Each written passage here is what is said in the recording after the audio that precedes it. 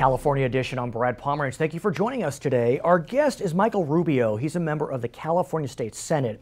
He represents Central California, where high-speed rail will be starting. That's right. And I want to speak with you about high-speed rail. One of your colleagues is Republican Jean Fuller, and I've spoken with her. She represents a portion of that area. She had been a big proponent of high-speed rail. She wound up voting no for the appropriation. You wound up voting yes. What happened? Why did you take different tracks? Sure. Well, there are many concerns that Senator Fuller has that I share as well. The issues of transparency, the issue of how well the Valley was responded to with many of the questions that we had, the overall business plan and where it is, and then ultimately the impact on the agricultural industry. And so leading up to the vote, I required a number of items to be met before I felt comfortable moving forward. First, there had to be some changes at the High-Speed Rail Authority and with the CEO so that we can bring greater accountability within the system. That happened. The governor took action on that. Second, we needed to revamp the business plan.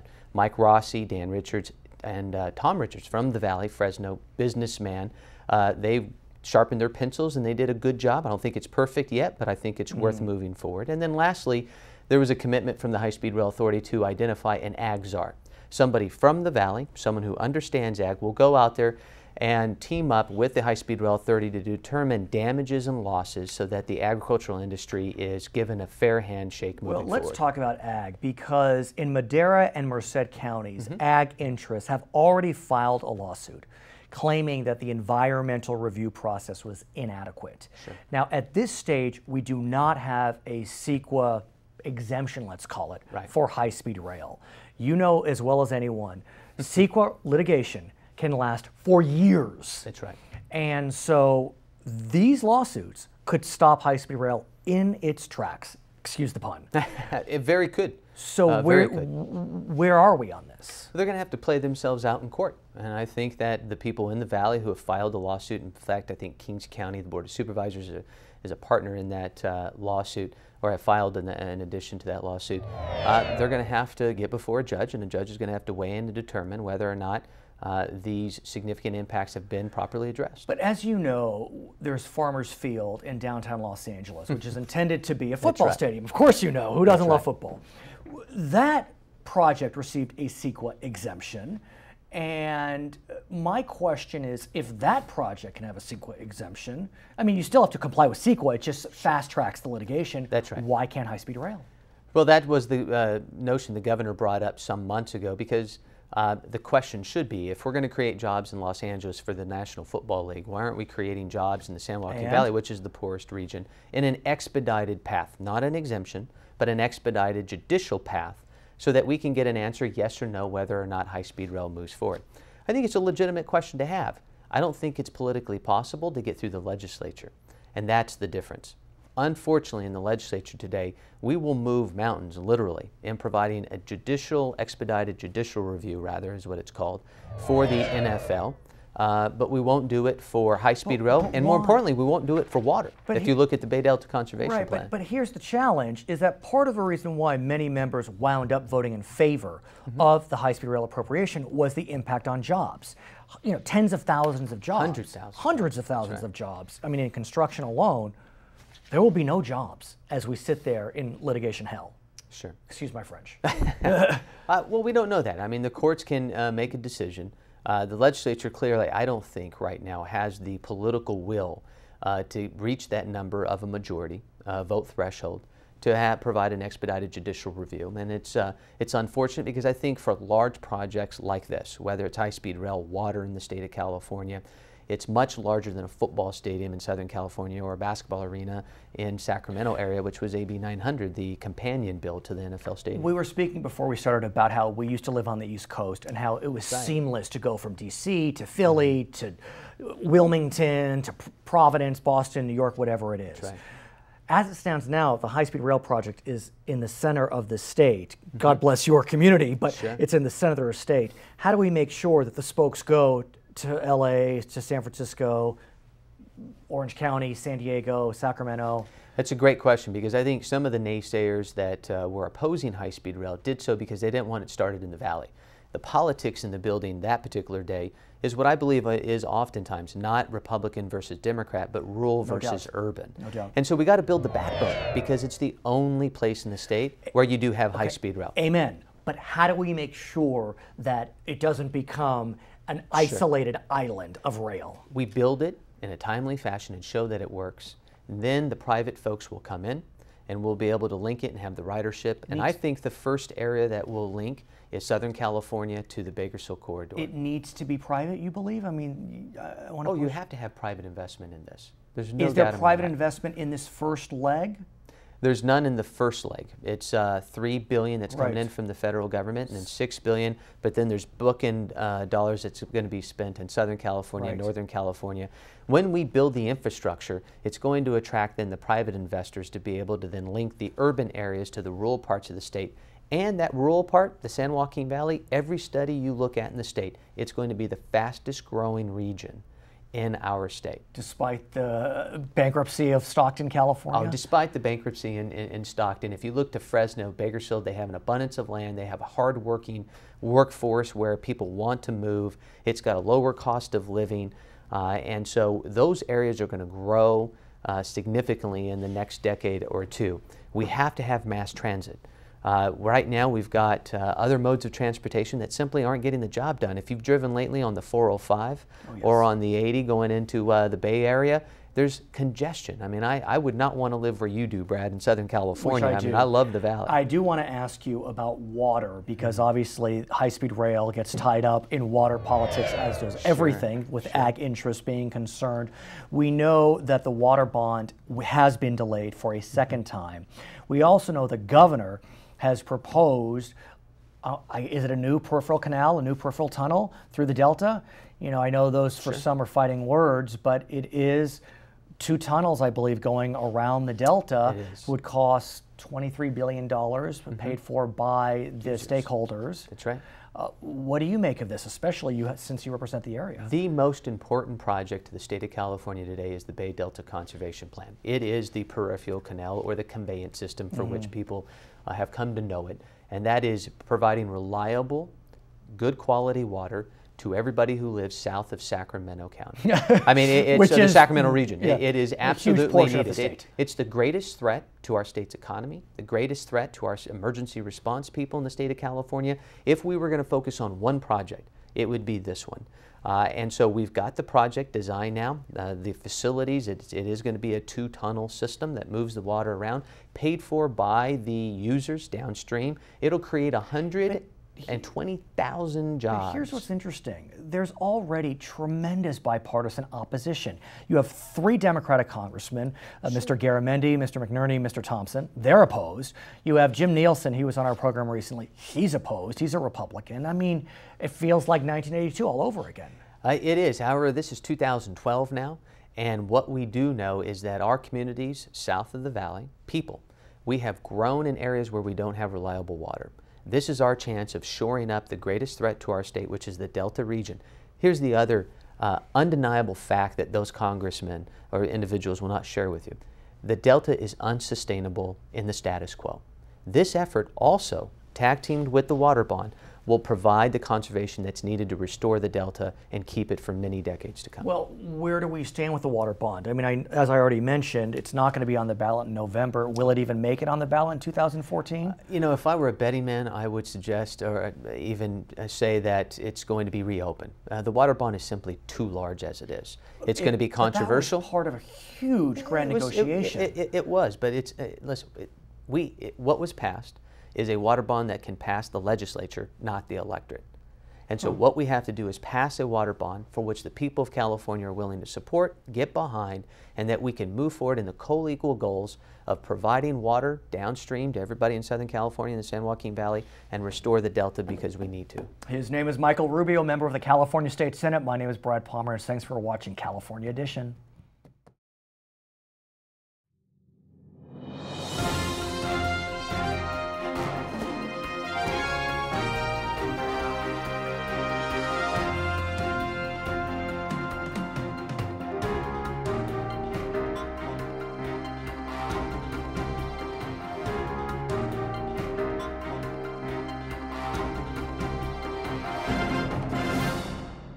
Welcome to California Edition. I'm Brad Pomerance. I'm glad you're with us. Our guest is Jim Nielsen. He's a member of the California State Assembly. He is also a farmer. He has farmed the San Joaquin Valley, the Sacramento Valley, and he represents large portions of the Delta. So I'm particularly pleased to speak with him about water issues facing the state. Sir, thanks for joining us.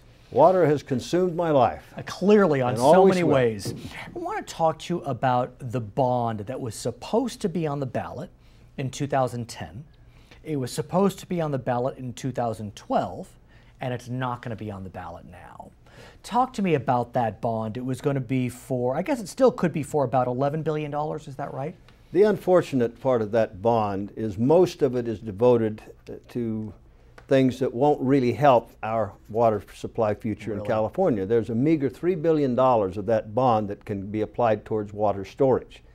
We can't conserve our way out of our shortages of water and for the future of our grandchildren, and that's one of the good parts of the bond. Now, as I understand it, there's about $2.5 billion to upgrade the Sacramento-San Joaquin Delta. I know the bond's not on the ballot, but what do you make of that, given that you represent the Delta? Well, the problem with the bond, it's larded down with all kinds of environmental goodies that really are not going to be helpful. And we'll see what happens in the future, okay? It's got the storage in it, which is good. It's got area of origin protection language that I was able to put in to protect the northern interest. But it's a hard call because the people of California are not real happy about the budget picture in this state. It's interesting you mentioned the lard, because I think it's fair to say that both Democrats and Republicans would argue there's about $2 billion of pork in the bond. And that was as a result of a grand compromise. Democrats and Republicans got together in 2009. Yep. You had Fran Pavley on one side, Tony Strickland on the other, you know, and Jim Nielsen. And Jim Nielsen as well, and agreed to this $11 billion bond. There have been members, Kevin Jeffries, for example, who was looking to go in and renegotiate the bond, cut it 25% completely. Is that the right thing to do, given that the bond was so heavily negotiated? I don't think it's wise to reopen, because my fear is the storage money will be pared down or come out. If anything is going to be compromised in the legislature as it now is comprised, it will be storage. So I don't think that that's a good idea at all. But do you see, so given that, do you see that the bond as is winds up on the November 2014 ballot? I still wouldn't bet that. Really? The vicissitudes of the times, if the budgets are still tough, some governor might want to not proceed with it again because it may go down in flames. Let's talk about the Delta, because as you know, the current governor back in the 1980s had pursued what we know as the peripheral canal, peripheral tunnel, incredibly controversial. The voters wound up rejecting it. It's now 30 years later, and Governor Brown is looking to introduce a plan, $23 billion, that would deal with water deliveries to the San Joaquin Valley in Southern California, and to try to prevent what he calls the eco freefall in the Delta. What do you make of his plan? I call it a pipe dream. Pipe dream. Almost literally. And I led the fight against the peripheral canal. There were a lot of us that did, for a whole many reasons, me including that I represented the Delta then and was a farmer and saw great concerns about it. Its reinduction now is very inopportune. From the standpoint is we don't need it. You should never isolate the Delta from its water source. If you're going to move water through the Delta, move it through the existing channels. Don't have a separate canal. Because what he's looking for, it's to build, is it 2 tunnels under the Delta? Yeah. You know, it's to be around the Delta, and through the Delta. It's incredibly complicated, and I know that you are opposed to the plan. 3 Democratic congressmen have come out against the plan: John Garamendi, Mr. McNerney, and Mr. Thompson, Mike Thompson. So clearly, there's bipartisan opposition. I'm sure there's some bipartisan support. Why? I mean, it's so complicated. But if not the governor's plan, what? Well, first of all, it's always driven by parochial interest, and the alliances are always of interesting significance. Jim Nielsen and the hardcore environmental community, for example, on the peripheral canal on this one here. But one other argument about this peripheral tunnel, here we're having $350 million a year coming out of the general fund for 30 years for a railroad that goes from Bakersfield to Merced. And I do want to talk to you about the high-speed rail, but see, it doesn't pencil out. That's too much. And this is. I really want to rely on you, though, to tell me if maybe there isn't an answer. If it's not the governor's plan, is there an other plan, or is the answer we do nothing? No, the answer is very simple. We build storage, both surface and underground storage. We use the delta itself for the conveyance to the south. We protect the area of origin, and we develop water supplies sufficient to accommodate our future, the future of our grandchildren. What about the idea, the notion that the delta is an eco-free fall? I mean, is the delta in an It has been for 40 years. Many of them were crying wolf about it for their own reasons, okay? And another problem for the last 2 decades at least is everything in water policy has been delta-centric. It was all about the delta. Right. The delta is important, but the delta is but the heart of water in California. But if the delta is an eco-free fall, as you say, is it time for California to try to repair it? No, I don't say it's in free fall. I say that's something been concocted. These crises have been concocted over decades for people with various reasons, okay? I won't get into it. Right. It is problematic, but the solutions are there. And one of the solutions is ample supplies of surface and groundwater for the people of California and their future. So we can wheel water through the existing delta channels. We need to fix the levees as well, but not only in the delta, but on the rivers of California, particularly the Sacramento River. That's all a part. And one of the difficulties with having everything be about the delta, you're forgetting everything upstream and everything downstream. You have to balance all of the interest of California and of the generations. You mentioned high-speed rail, and I want to speak with you about that. As you know, recently there was a very tight vote in the California State Senate as to whether the state would appropriate monies for high-speed rail. It did come out in favor of high-speed rail. What do you make of this vote? It barely in both houses, as a matter of fact. It's testimony to the fact that there's great, grave doubt about does this thing make any sense at all. $350 million a year out of the general fund. I asked my Democratic colleagues, couldn't you find better use for $350 million a year? Is that in terms of debt service? Yeah, and that's just for the 80 to 130 miles. But let me ask you this. You look at the eastern seaboard, for example, and to get from Washington to Philadelphia to New York to Boston to Providence, you can do it like that. In California, just to get to Los Angeles to Santa Barbara to San Luis Obispo to Fresno, it's not easy. We don't have that system. So yes, it's starting in the middle of the state. Whether that's a wise move, I don't know.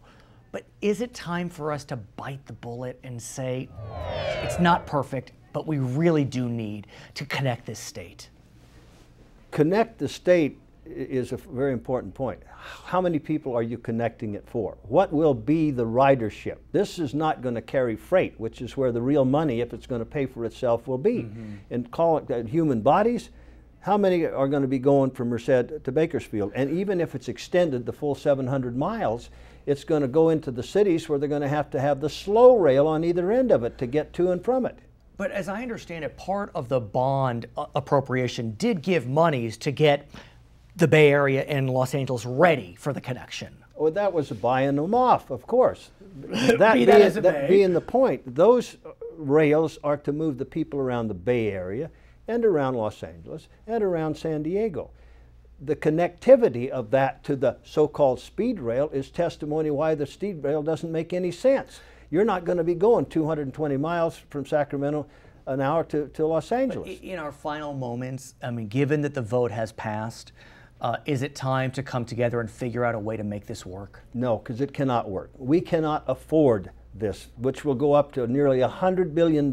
Just this section is going to oblige $45 billion. Okay. We can't afford it, period. His name is Jim Nielsen. He's a member of the California State Assembly. My name is Brian Pomerance. Thank you for watching California Edition.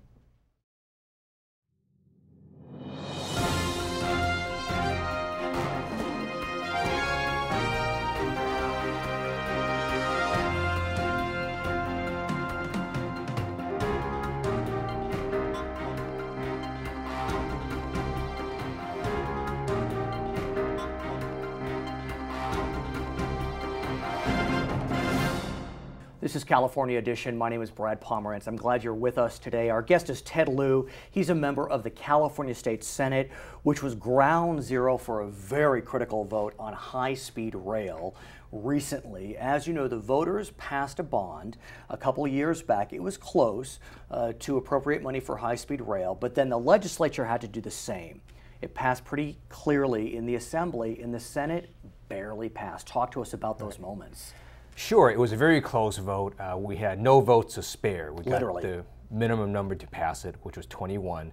And I thought it was very important that we did that, because right now what we need to do is to stimulate the economy. And this will bring in billions of dollars of money to create jobs in California. And I want to talk to you about that, sir, because there were 4 Democrats who voted no. And these are Democrats of different stripes. Alan Lowenthal, Fran Pavley, I mean, not necessarily the same type of Democrat, Joe Simidian. So why is it that you joined the majority?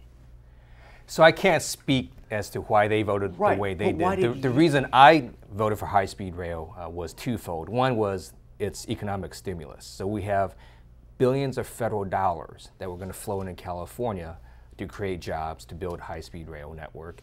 Second, to me, this is the future. It is cleaner, it's more efficient. Multiple countries have done it. In fact, I think we're probably the 18th country now that is looking at doing it. There's 17 or 18 that have already done this. So it's technologically capable. I think it's important that we set the standard for the nation, because the federal government, keep in mind, has a plan to have a high-speed rail network. If we're the only state doing it, they have nowhere else to go, so we're going to get lots of federal money over the 30-year period. The irony is a few years back under the Recovery Act, there was money set aside for high-speed rail, and certain states rejected that money. They did. Some of that money came to California. That's right, and we welcome that money. Clearly. That being said, the voters, I think it's fair to say, have turned south on high-speed rail. A poll came out recently that said if there was a revote, only a third of the population of California would vote yes. Is that of concern to you? No, because a part of the reason was you had some management problems with the original high-speed rail board. Governor Brown has corrected that. He's put in a fantastic new director, Dan Richards. They really have done a much better job of managing the high-speed rail network. And they've also come up with a revised plan where this vote that we did, it's not just high-speed rail for the spine in Central Valley, it's also billions of dollars to Northern California to upgrade the light rail system there. The Bay Area. And billions for Southern California to also upgrade the light rail connectors. I know that was critical for many of your Senate Democratic colleagues to vote in favor of the high-speed rail project. At the same time, there are some concerns being put forth by various environmental groups. Governor Brown had initially looked to get a certain exemption, a CEQA exemption. He decided against that. And so the concern of high-speed rail proponents is that these environmental groups could tie up high-speed rail in litigation for years. And as a result, the job stimulus would vanish. So if there is a legitimate environmental reason to alter the route or to put in some mitigation, I support that. I would oppose non-environmental reasons for tying up this project. But the problem that comes, I mean, let's look at, for example, the, is it called Farmers Field in Southern California, in Los Angeles? That field has a CEQA exemption. And so what that means is if concerns are brought, they have to be decided within 120 days, and it's a streamlined process. We're not going to have that for high-speed rail. Well, so with Farmers Field, it is correct, we did a streamlined process, but we didn't exempt them. So they used to have to go through the entire secret process. But the problem becomes if we don't have a streamlined process, I mean, you're a lawyer, I'm a lawyer, it could take years. So Governor Brown has actually not said he's not going to look at doing a streamlined process. He has not given up on that. And so if he wants to do a streamlined process, I would support that. Well, what do you think? I mean, do you think that the risk of the project being bottled up in litigation is so serious that we need to look at streamlining that process? Absolutely. And not just for this project. I support streamlining CEQA for multiple projects up and down the state. That's why I voted for AB 900 last year,